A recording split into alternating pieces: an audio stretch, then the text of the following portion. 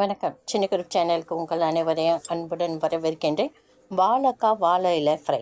ஆமாங்க, இது செய்கிறது ரொம்ப ஈஸி. வாழைக்காய் ரவுண்டாக தோல் அன்றைக்கி கட் பண்ணி அலம்பிட்டு 4 கிளாஸ் தண்ணியில் ஒரு 2 செகண்ட் கொதிக்க வச்சு ஆஃப் பண்ணிவிட்டு வாழைக்காவை பிளேட் வச்சு அதில் வாழை இலை விரித்து அதில் வாழைக்காய் வச்சுடுங்க.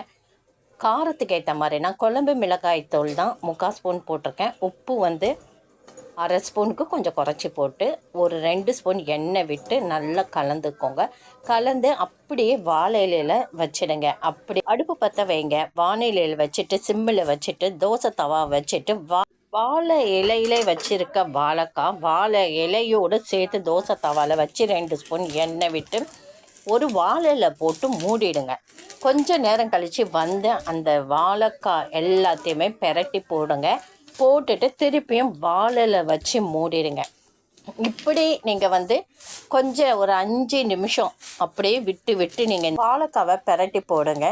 திருப்பியும் ஒரு 2 ஸ்பூன் எண்ணெய் வந்து சுற்றி விட்டுருங்க. திருப்பியும் வாழையில் போட்டு மூடிடுங்க.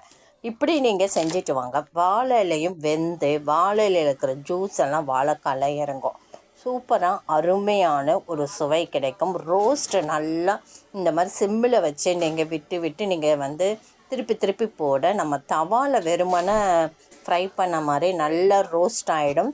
சுவை இது வந்து ஒரு தனி சுவை. ஏன்னா வாழை இலையில் வந்து சாப்பிட்டாவே ருசியாக இருக்கும். அப்போ வாழை இலையில் வச்சு நம்ம ஃப்ரை பண்ணும்போது அந்த வாழை இலையில் இருக்கிற எசன்ஸ் எல்லாம் வாழைக்காயில் இறங்கி சூப்பராக இருக்கும். இதுக்கு வந்து லெமன் கூட நீங்கள் லைட்டாக புழிஞ்சி விட்டு பெரட்டி எடுத்து கூட ஃப்ரை பண்ணலாம். கருவேப்பிலை ஒரு கொத்து போட்டுருங்க. இப்போ கடைசியாக ஒரு ஸ்பூன் எண்ணெய் சுற்றி விட்டுட்டு திருப்பி இலை போட்டு மூடிடுங்க. இலையெல்லாம் வெந்து சுருங்கிட்டு பக்கத்தில் இருந்து தான் நம்ம இந்த ஃப்ரை பண்ணணுன்ட்டு அவசியம் இல்லைங்க. நம்ம மற்ற வேலையை பார்த்துட்டு 5 நிமிஷத்துக்கு ஒரு முறை வந்து திருப்பி போட்டாவே போதுமானது. இப்போ பாருங்கள், அருமையாக வாழையில் சுருங்கி எடுத்தோம். முறுமுறுன்னு வேறு வாழையில் வந்துடுத்தோம். இந்த ஸ்டேஜில் ஸ்டவ்வை ஆஃப் பண்ணிவிட்டு வாழை இலையோட பெரிய பவுல் மாதிரி வச்சு அதுக்குள்ளே நீங்கள் வச்சிடுங்க. எடுத்து சுட நீங்கள் பரிமாறுங்க. அருமையான சுவையில் வாழை இலை எசன்ஸோட வாழைக்காய் ஃப்ரை ரெடி ஆகிடும்.